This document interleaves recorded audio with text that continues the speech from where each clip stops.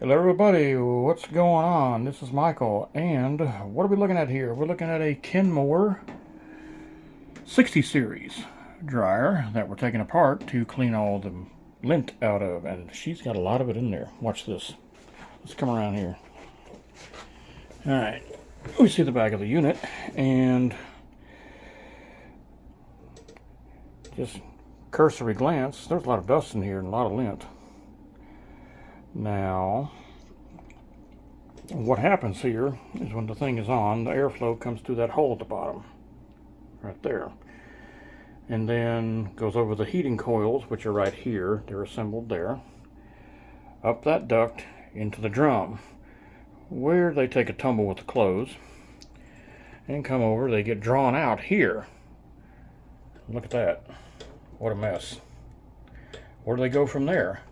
Well, they go into here.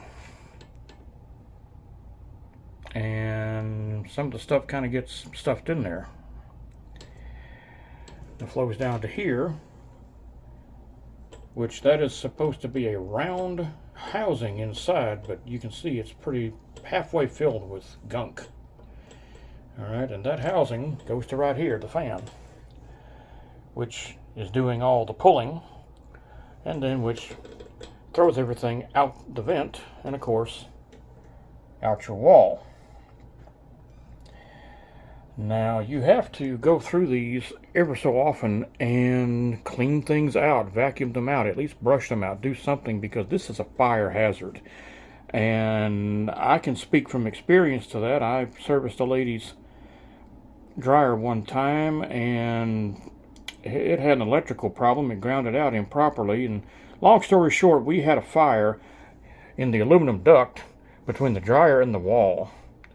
The house was filling with smoke. We managed to get it out before we called 911, or before we had a chance to, but it was a mess. So yeah, this is a serious problem, can be really serious problem, especially now in the wintertime. We're going to be doing a lot of